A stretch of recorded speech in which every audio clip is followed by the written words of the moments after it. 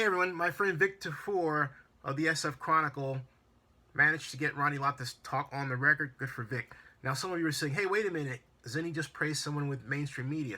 I've known Vic for a long time, and unlike Matt Arts and Scott Bair of the former Oakland Tribune and CSN Bay Area respectively, Vic never took a story that I broke and not credit it to me, or take some quote that came from my Twitter account but not attributed to me. Okay, so Vic is a good guy, a Cal Bear, awesome, and one day I'm going to be working with him, and that's going to happen. But I digress. The comments he got from Ronnie Lott of what was colloquially known as the Ronnie Lott Group were not much, and they did confirm the stadium status. But he did say that he's calling on the good people of Oakland, and I'm paraphrasing, to contribute in helping come up with a solution. And that has caused alarm bells to go off in not a few Raider fans, understandably so. So, having heard that, the question is, what happened? It's not where are we, it's what happened. Because early on, the idea was that you had the Ronnie Lott Group, and Egbert Perry was part of it, and Guggenheim and several banks, and without knowing the exact details, but putting things together, it sounds to me like, I'm going to go out on a limb and say this, that Mr. Perry, Egbert Perry, didn't have respect for Ronnie Lott's capability here from the perspective of Ronnie Lott's relationships. Egbert Perry needs Ronnie Lott's relationship with the Raiders to make his deal go. But for reasons best known to Mr. Perry, and I'm sure if I have an opportunity to talk to him, he's going to say that I'm wrong, but I don't think I'm far off. Mr. Perry felt that he could do this deal to just get it jump-started without Ronnie Lott being directly involved, and also leap over the whole MOU that Ronnie Lott got. Note that MOU didn't specifically list or mention Egbert Perry. That's telling, okay? That's telling. Now you ask how all of this could have been prevented, and that goes back to something I've called for now for 2 years almost, and that's a task force.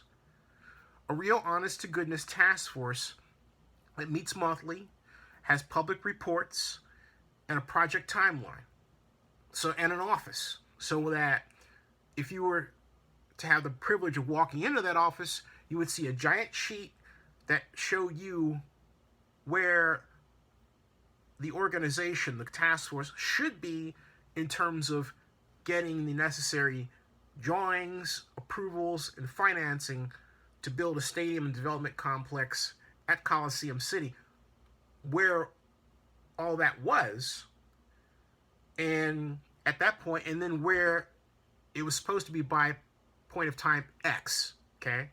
That is planning 101. That's how you do it. My background's in urban planning. That's what is called a war room. You're planning war room.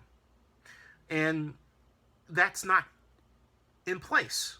There's nowhere in the city of Oakland or the county of Alameda where that planning war room exists, and it should. It should, okay? Now, a number of you hearing me are saying, hey, Zinni's being critical now. And yeah, I am. I have been a homer, as you know, for the city of Oakland's position, Oakland Mayor Libby Schaaf, my god sister, and a number of people.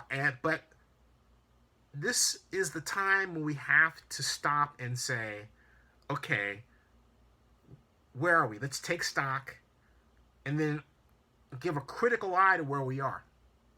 Now, those of you who are proponents of Las Vegas, does this mean Las Vegas will prevail? No. Las Vegas is not ready to host an NFL team. I will repeat that. Las Vegas is not ready to host an NFL team.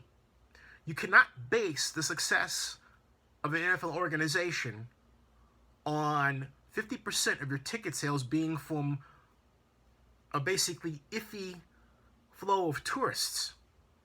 You don't know how they're going to spend their money when they get there.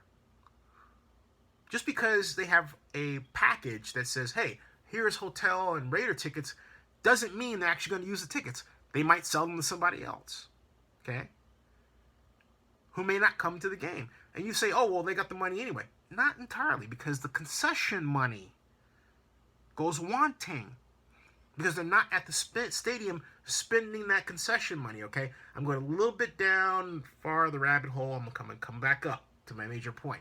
Vegas is not ready. If it were an NFL city, it would have the second lowest wage level of all cities in the National Football League. It doesn't have enough manufacturing jobs. It has too many low-wage positions. It's not ready yet. It can be.